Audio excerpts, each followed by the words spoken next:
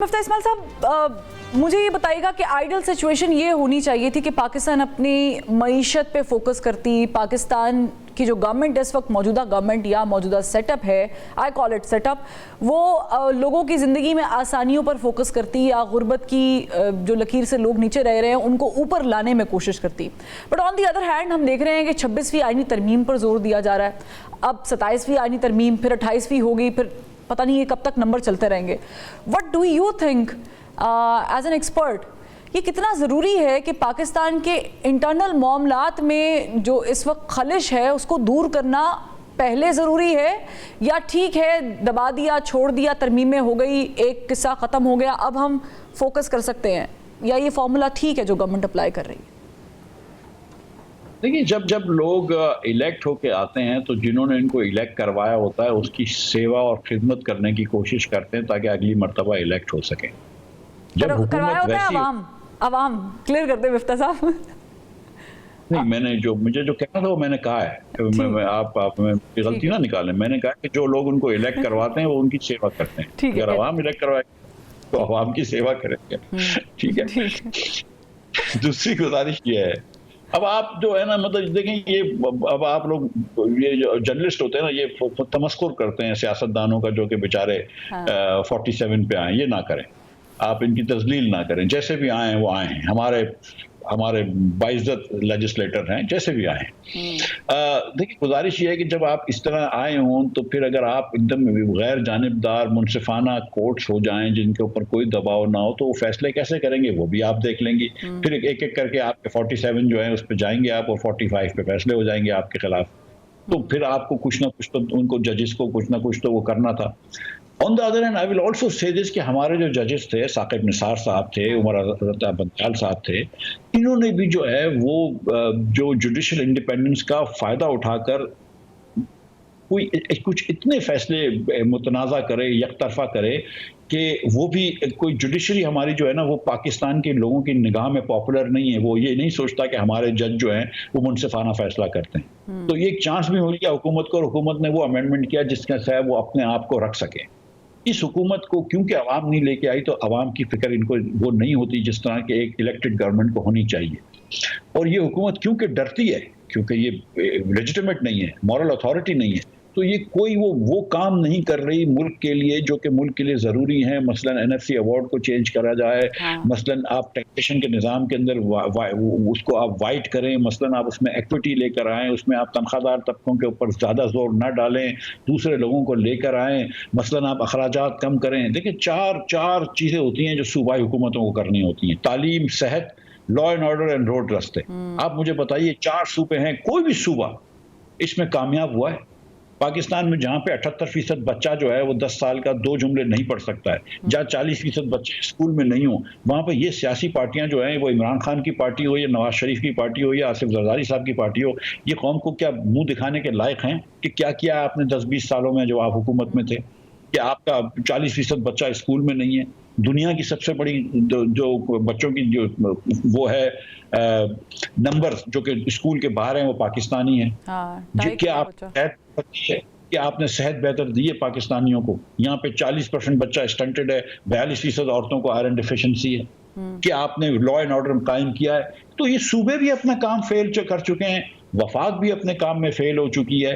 ہم کو ایک پورا سسٹم تبدیل کرنا پڑے گا، ورنہ یہ 20 میل کام نہیں ہو سکتا، اور یہ حکومت تو ہے وہ ایک پیسے کا ریفارم نہیں کر رہی ہے۔ لیکن یہ سسٹم تبدیل کون کرے گا مفتاح اسماعیل صاحب؟ کیونکہ جو کام آپ نے گنائے ہیں بنیادی کام ہیں، یہ کام کرنے سے تو پھر ضمانت نہیں ملتی گورنمنٹ چلے گی کہ نہیں چلے گی، البتہ ترامیم کرنے سے شاید ضمانت ملتی ہے۔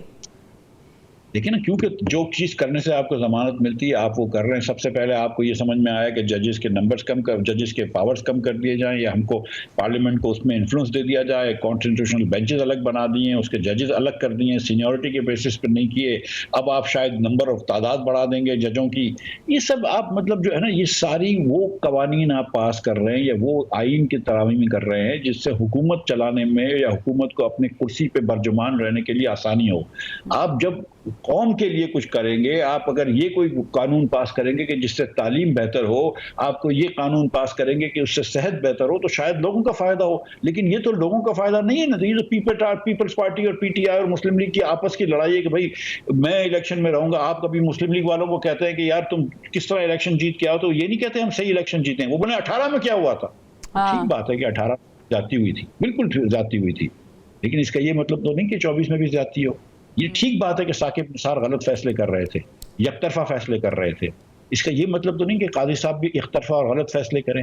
اس کا مطلب یہ کہ ہم پچھلی غلطیوں سے سیکھ کے اپنے ملک کے لیے کچھ کریں. لیکن اس ملک کے عوام کو آج جو ڈس اپوائنٹمنٹ پھیلی ہوئی ہے پاکستان میں, ڈس الوژنمنٹ پھیلی ہوئی ہے پاکستان میں, وہ اس لیے کہ یہ حکومت نے 70 سال میں پاکستانی کے لیے کچھ بھی نہیں کیا ہے. یہ حکومت صرف حکومت کے لیے کرتی رہی ہے, اور اب وہ اس کو کہتے ہیں نا کہ اب وہ پانی ابل چکا ہے, اب وہ سر تک آ گئی یہ چیزیں. تو یہ اب ان کو کچھ نہ کچھ کرنا پڑے گا, ورنہ میں نہیں سمجھتا کہ اس قسم سے یہ سسٹم چل سکے گا. آپ کی بات کا لب لباب یہ ہے کہ آپ نے 2018 کا ذکر کیا کہ 2 wrongs don't make 1 right. لیکن مفتاح اسماعیل صاحب, I have another question. آپ نے کہا کہ ان کو کچھ نہ کچھ کرنا پڑے گا, ان کو اب سوچنا پڑے گا. یہ جو ان ہے یہ بڑا ڈاؤٹ فل ہے ٹو می, بیکاز یہی ان ہے, یہی پیپلز پارٹی ہے, یہی نون لیگ ہے, یہی پی ٹی آئی ہے, یہی جے یو آئی فے ہے. تو یہ جو ان ہے اس کے ان بٹوین بہت کچھ ہے. اسی کارواں میں ہے جگر, کوئی انقلاب اٹھے گا پھر کہ بلند ہو کے کہ آدمی ابھی خواہشوں کا غلام ہے. ان کی خواہشیں ختم, اپنی خواہشیں, اپنے بھائیوں کی خواہشیں, اپنے بیٹوں کی خواہشیں, اپنے نواسوں کی خواہشیں, اپنی بیٹیوں کی خواہشات, یہی ختم نہیں ہوتی ہیں کہ قوم کی باری آئے. یہ انٹائٹل فیل کرتے ہیں. ہم نے کرکٹ ٹیم اگر یہ بنائی ہوتی کہ جس میں وسیم اکرم کا بیٹا ہوتا اور جاوید میاں کی بیٹی ہوتی, تو پھر کہ وہ ٹیم کی جیتی. تو یہ ہم سیاست میں یہ ٹیم بنا رہے ہیں. آپ سوچیں نا کہ ہماری سیاست کی ارد گرد میں ہم نے کبھی بات کی ہے کہ غربت بڑھ رہی ہے. آپ کے پاس یہ تمام سیاستدان آتے ہیں, کیا یہ بات کرتے ہیں کہ ملک کے اندر جہالت بڑھ رہی ہے, ملک کے اندر مہنگائی بڑھ رہی ہے, ملک کے اندر بجلی کے بل دینا ناممکن ہو گیا ہے, ملک کے اندر گیس کے بل دینا ناممکن ہو گیا ہے. ہماری حکومت آپ دیکھیں کہ سردیوں میں, کڑک سردیوں میں آپ کی گیس کی شارٹیج ہوتی ہے, گرمیوں میں آپ بجلی کی لوڈ شیڈنگ ہوتی ہے. سارا سال آپ کو اگر کراچی جیسے شہر میں رہ رہے ہو پانی نہیں آتا. جہاں پہ بھی آپ کو پانی آتا ہے وہ پانی پینے کے لائق نہیں ہوتا.